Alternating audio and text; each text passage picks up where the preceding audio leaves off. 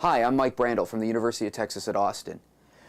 As we hear a lot about what's going on in financial markets right now, with the Fed pursuing expansionary monetary policy, increasing the money supply, trying to increase confidence in the financial markets, I think it's important if we step back for a minute and think a little bit more about what exactly is happening, why it's happening, what are some of the long-term impacts.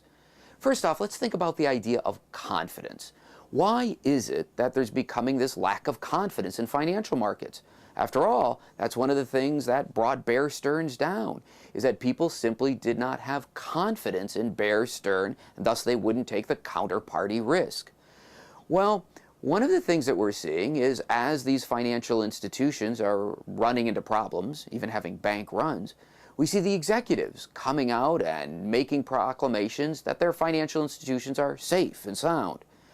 But there's a question one can raise is, can we really have confidence in these senior executives? It used to be, many decades ago, that senior executives knew their firms inside and outside. They'd been with the firms for 20, 30, 40 years. Well, that's no longer the case.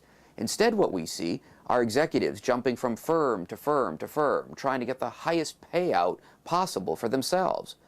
So thus, when they come out today and say, well, trust me that my institution is safe, can we really trust them? Or do we know that they undertake actions and they say things that are in their own personal interest and maybe not completely in the interest of other people in the market? Maybe that's one of the reasons why we're seeing a lack of confidence in financial markets. The other thing to think about is as the Fed is increasing liquidity to try to deal with this confidence issue, they're continually increasing the money supply. The problem is as they increase that money supply, might this lead to excessive risk-taking and a future asset bubble in some other market? For example, history is replete with examples of this. A lot of people argue that the Fed overreacted to the Asian financial crisis and increased the money supply too greatly and contributed significantly to the dot-com and telecom boom.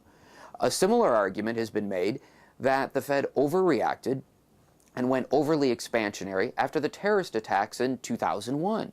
They again lowered interest rates, increased the money supply, and it is argued that that increase in liquidity flowed into the mortgage market and gave us the mortgage crisis we're facing right now.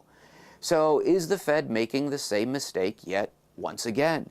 By again going overly expansionary, increasing the money supply, are they merely providing the helium for the next asset bubble balloon? And if they are, what is going to be the next market that's going to suffer from an asset bubble? And when will that asset bubble implode? Think about those things as you hear more and more discussion about what's happening in financial markets. Until next time, I'm Mike Brandl, the University of Texas at Austin.